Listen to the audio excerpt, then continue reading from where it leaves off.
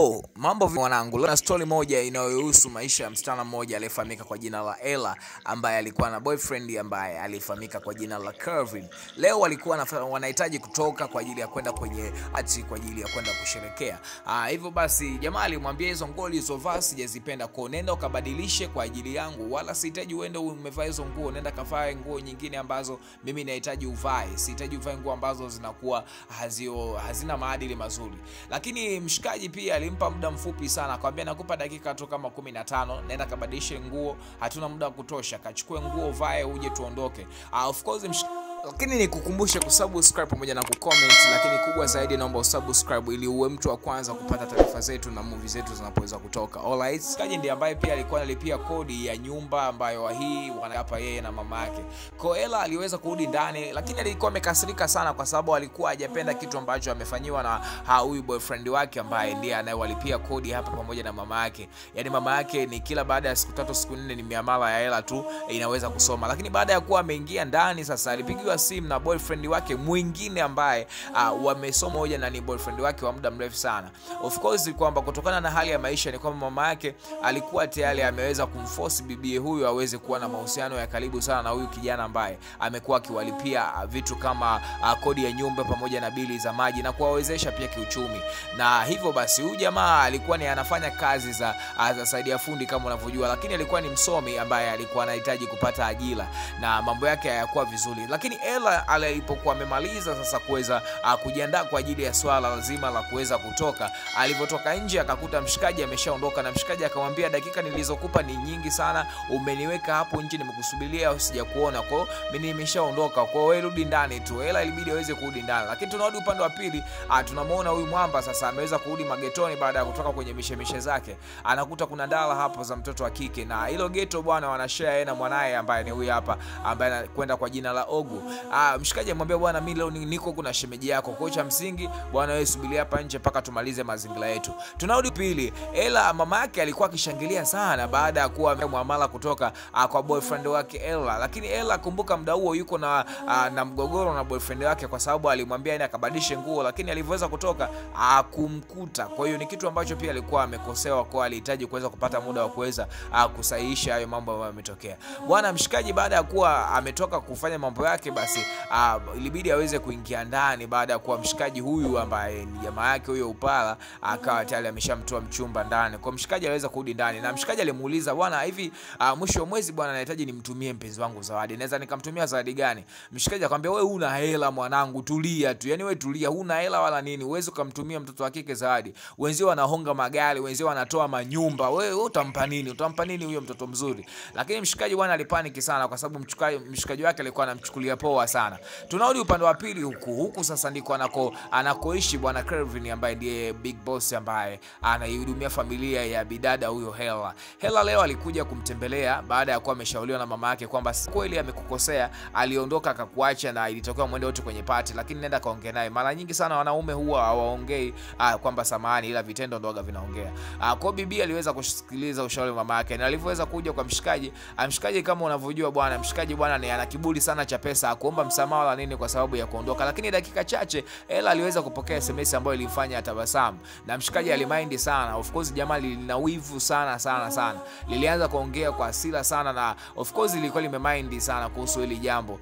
Huyu Kelvin kiufupi ni ana hela lakini ni mtu mwenye dharau pia. Kwa hiyo bibia hiki kitu alikuwa akipendi. Mshikaji alikuwa na mind sana, yani wewe unachatiji na watu kama hawa, no sense kabisa, wana maana gani, wana mchango gani kwenye maisha yako?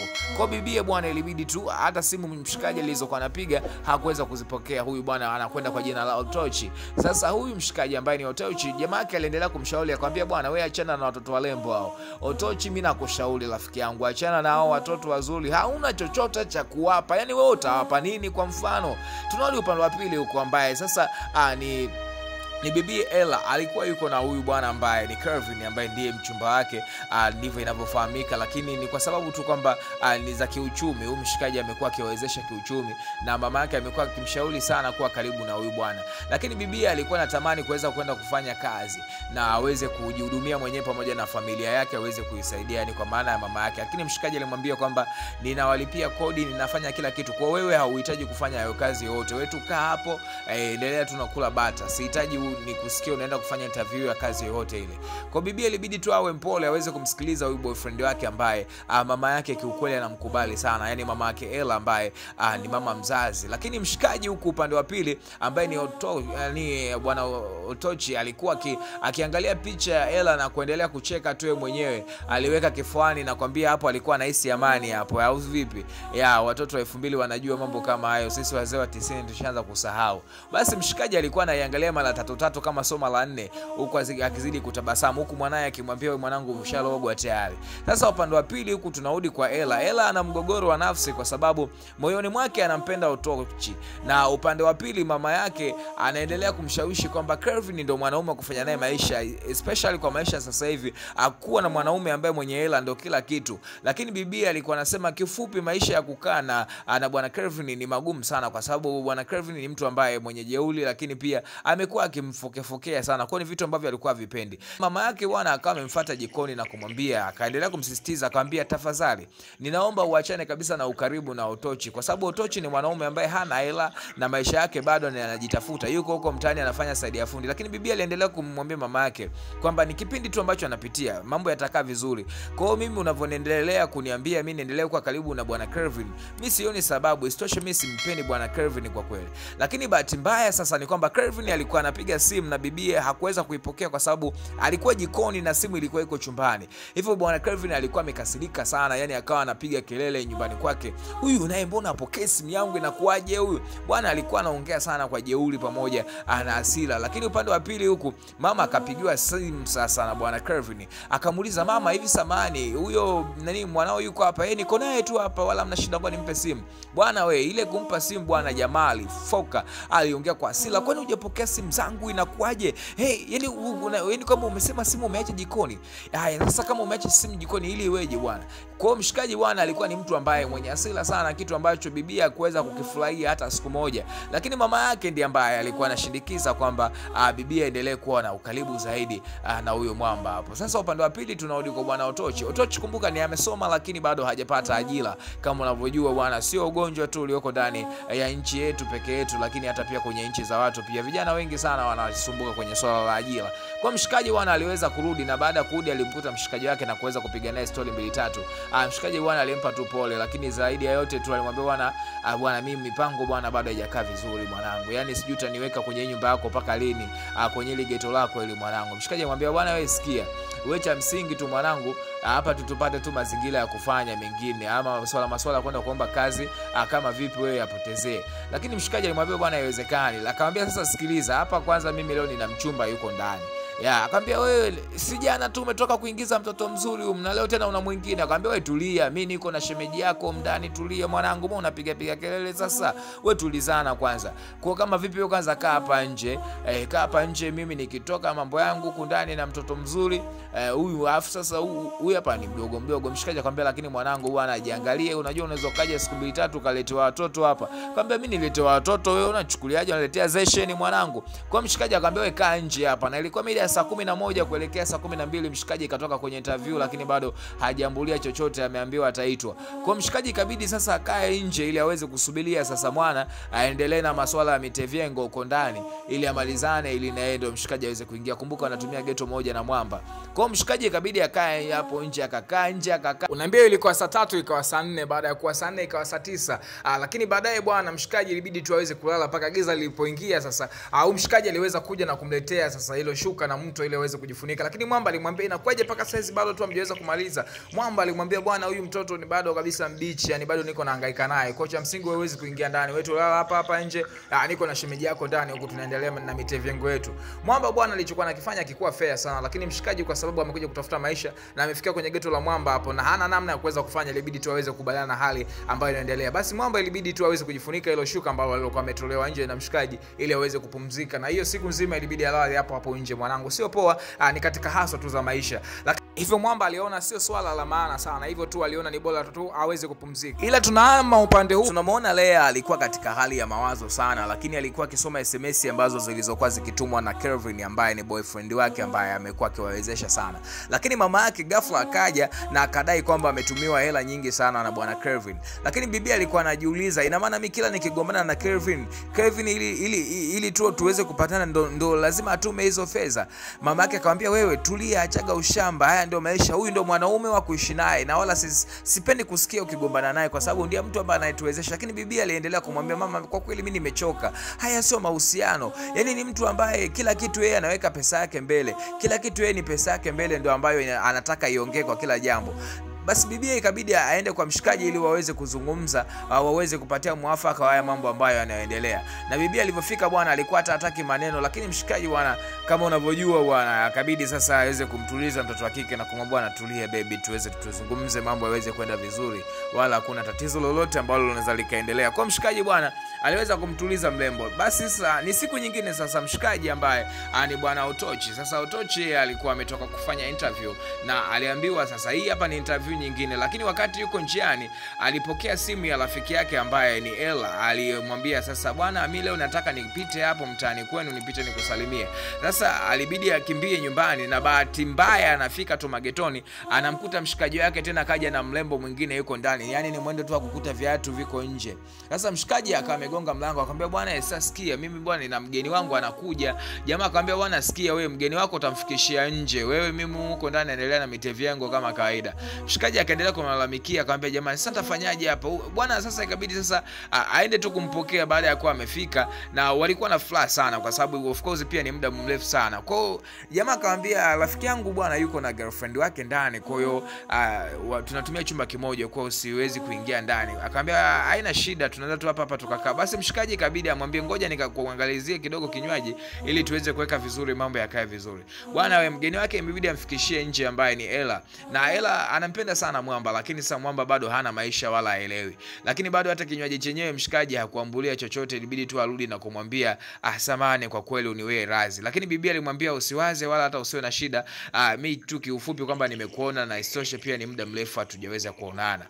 Basi bwana, baadaye bibi ilibidi aweze kurudi nyumbani, lakini katika jambo ambalo alilokuwa amewaza ni kwamba amuunganishie kazi bwana Otochi kwa bwana Kelvin, kwa sababu Otochi alikuwa akihangaika sana kutafuta kazi. Mama yake alimshauri na akamwambia, bwana hilo jambo litakuwa ni hatari sana kwa sababu utawakutanisha wanaume wawili ambao wote wanawapenda na baadaye wakija kushtuka issue itakuwa ngumu. Lakini bibi Ella ilibidi tu aweze kuforce, akiamini kwamba ni njia sahihi ya kuweza kumsaidia Otochi ili aweze kupata kazi. Of course bwana Kelvin alikuwa anahitaji mtu wa kusimamia miradi yake aliyokuwa anaendesha. Baadaye bwana Lea aliweza kumchukua bwana Otochi na kumpeleka kwa bwana Kelvin, na alimwambia, bwana bosi anakuja, kwa hiyo wewe bwana usioneshe kani kwamba wewe ni mpenzi wangu. Bwana Otochi hakuweza kumind sana kwa sababu tu alijua labda ni principles za kazi ambazo zinazoendesha katika ofisi. Alikuja bwana Kelvin na akakutanishwa na bwana Otochi na aliweza kukubaliana naye, lakini ghafla alivyoweza kupata simu ilibidi aweze kuinuka na kwenda kuongea. Bwana Otochi alibakia akishangaa sana na kuweza kushukuru kwa sababu alikuwa ameunganishwa kazi ambayo ilikuwa ni anatafuta kwa muda mrefu sana, na aliweza kupewa ofa tu kabla hata kuanza kazi. Alipewa ofa ya mshahara ambao ulikuwa ni karibia 50% ambayo ataanza kujikimu kimaisha.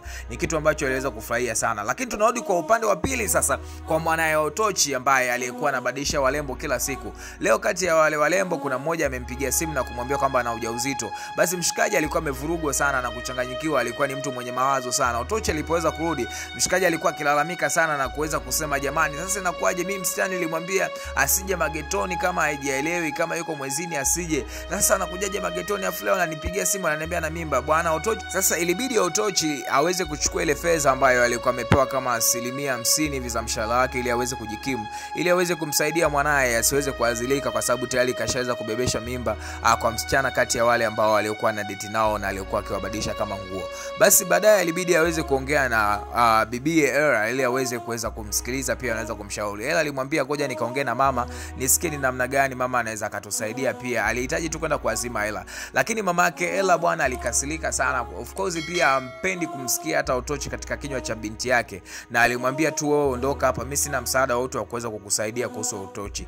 Lakini mama yake Ella aliendelea kumsisitiza sana binti yake na kumwambia hapana, sitamani hata kidogo kukuona huko na ukaribu na Otochi. Hii ni siku nyingine tena. Lakini bado mama anaendelea pia kukazia pale pale na bibie, lakini naye pia msimamo wake ni ule ule, anasema hapana mama, na isitoshe ninahitaji kuweza kumleta hapa Otochi kwa sababu hela ambayo alikuwa amepokea ili aweze kwenda kupanga chumba karibia na ofisi ameweza kumpa rafiki yake ili aweze tu kusolve ile tatizo ambalo liliweza kumtokea. Lakini sasa tunakuja upande wa pili, tunamuona bwana Kelvin ambaye sasa alikuwa yuko mezani anahitaji kupata chakula, lakini bibie aliweza kumletea chakula bwana Kelvin. Chakula hicho anadai kwamba kukifurahia na alikuwa akipendi na alihitaji kuweza kurekebishiwa chakula kingine kwa wakati huo. Yani jamani, alikuwa anaamrisha kani kwamba ni yuko kituo cha polisi. Alikuwa hana tabia ya kuongea kwa upole, yani ilikuwa ni mkorofi sana na alikuwa hapendi kuweza kuongea kwa kauli za kuelewana kwa upole. Sasa leo hapa tunabona bwana Otochi baada ya kuwa amempa fedha ile rafiki yake, alibidi sasa aende kuhamia kwenye nyumba ya kina Ella. Ella bwana, mama yake Ella alikuwa mpendi kabisa hata kumsikia bwana Otochi. Baada tu ya kufika mama Ella alionyesha tu kani kwamba hapa bwana Otochi hatakiwi kuishi. Lakini bibi aliendelea kuonesha mapenzi ya dhati kwa bwana Otochi na kuweza kumkaribisha nyumbani na kumkabidhi chumba ambacho atachokuwa analala. Lakini ilipofika mida ya jioni ni kwamba sasa bwana Kelvin aliweza kumpigia bibi simu, na kama unavyojua si mtu wa kuweza kuomba, yeye waga ni anaamrisha tu kwamba ninahitaji niweze kukutana na wewe sasa hivi. Hivyo bibi ilibidi tu kurupushwa kwenye usingizi na aweze kwenda kwa bwana Kelvin. Sasa kilichokuja kutokea ni kwamba kesho yake asubuhi huyu mshikaji ambaye ni Otochi aliamka ili aweze kuelekea kazini, lakini kuna vitu baadhi alikuwa anahitaji kuuliza kwa bibi Ella. Lakini sasa alimuuliza mama Ella yuko wapi, akamwambia mimi sijui na hizo sio issue ambazo mimi unaweza kaniuliza. Of course huyu mama alikuwa anamjibu kwa dharau sana kwa sababu alikuwa mpendi na alikuwa anaona kama vile ni mtu ambaye anakuja kuharibu maisha ya binti yake.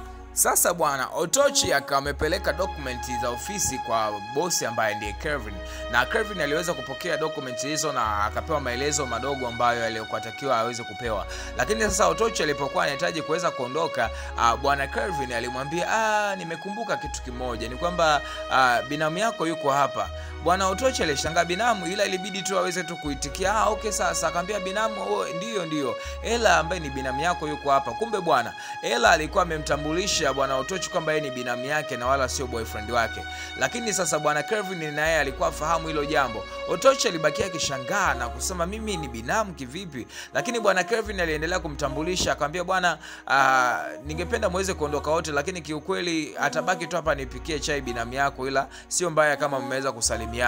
Bwana Ella alibakia amepigwa na butwa kwa sababu pia yeye mwenyewe alikuwa ameweza kushtukizwa hilo jambo. Of course alikuwa hataki kuonekana kwamba yuko hapa. Na baadaye sasa aliweza kurudi nyumbani na kumsimulia mama yake kilichoweza kutokea. Mama yake akamwambia siwezi kukushauri lolote. Of course nilikwambia kwamba usimpeleke Otochi nyumbani kwa bwana Kelvin kwenda kufanya kazi kama msaidizi wake. Umeona aliyotokea?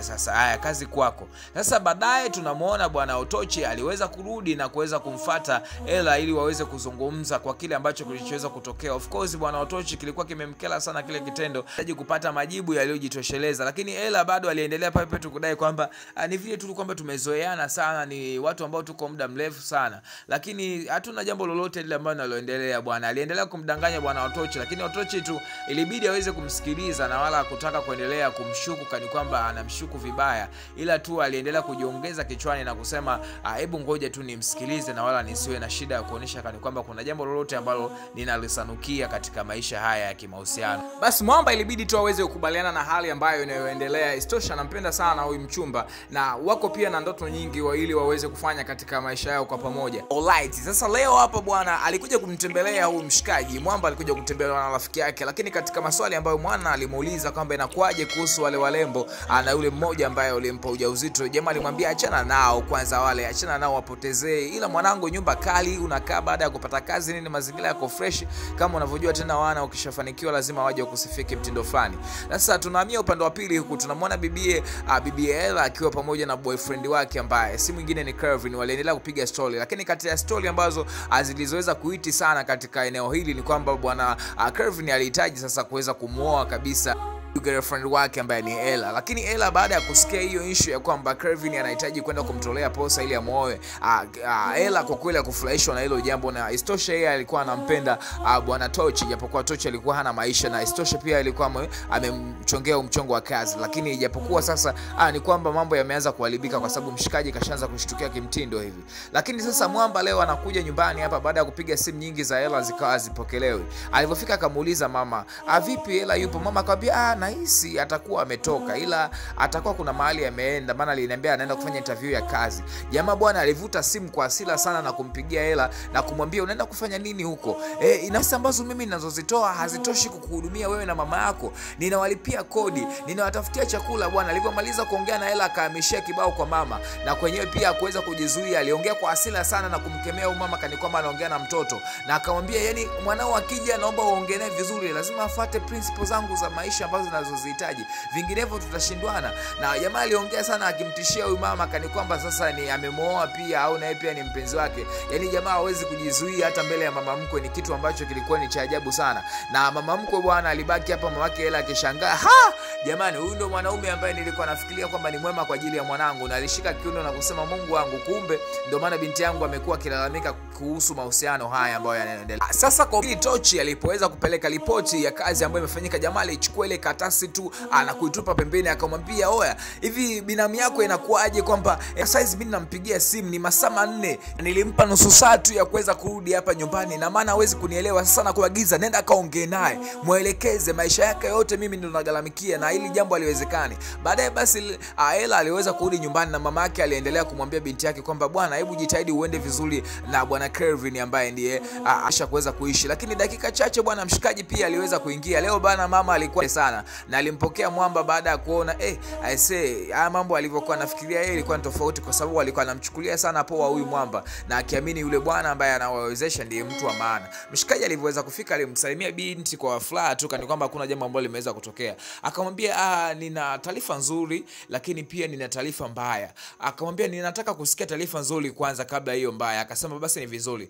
Niliwezaga kuomba kazi kabla ya kuweza kupata kazi hii ambayo uliniunganishia kwa bwana Kelvin. Kwa hiyo majibu yametoka, nimeweza kupata nafasi ya kwenda kufanya kazi, na siku chache tu zijazo nitaweza kuondoka na nitaweza kuacha kazi kwenye ofisi ya Kelvin. Kitu ambacho kilimfanya sana binti aweze kufurahi. Lakini sasa habari mbaya ni kwamba Mwamba hapa aliweza kumwambia okay, kitu ambacho sasa kingine ambacho ni taarifa mbaya ni kwamba mahusiano yetu hayawezi kuendelea tena. Na binti alishtuka sana na kitu ambacho jamaa alimwambia kwamba mimi nimeweza kufahamu kwamba wewe unanidanganya muda wote na wewe uko katika mahusiano na wewe bwana Kelvin. Kwa hiyo cha msingi sasa tunaomba tu mahusiano yaweze kuishia hapa. Binti alibakia ndani akilia kwa sababu tayari aliona mwelekeo hauoni tena wa maisha. Bwana tunarudi upande wa pili kwa bwana Kelvin ambaye ndiye big boss ambaye anayemhudumia bibie pamoja na familia yake. Na leo bibie alikuja, lakini alikuja katika sura nyingine. Sasa bwana Kelvin baada ya kumuona Ella amekuja alianza kuongea kwa dharau, na kama kawaida yake alivyozoea kumkalipia na kuongea kwa dharau sana. Lakini leo Ella aliweza kuonesha tofauti na kumwambia kaa kimya, yani usiongee kitu chochote,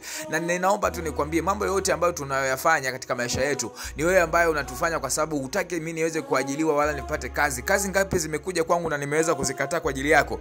Mshikaji alimwambia isitoshe mimi ndio ambaye ninaikuhudumia wewe pamoja na mama yako, na kama leo unasema mimi na wewe basi nakwambia yani utaenda kuhaso sana katika maisha yako. Lakini binti hakujali, akamwambia haiwezekani kuendelea na mahusiano mimi na wewe, leo ninaondoka na ninaenda kuanza maisha yangu. Basi bibi ilibidi aweze kuondoka na kumwacha mshikaji. Mshikaji pia akiwa katika mawazo mazito sana. Bibi aliweza kurudi nyumbani na mama yake alimwambia bwana yote ambayo yaliweza kutokea, lakini mama yake aliweza kumsikiliza na kumtia moyo na akamwambia tu yatapita kwa sababu ni hali tu ya kawaida ya maisha.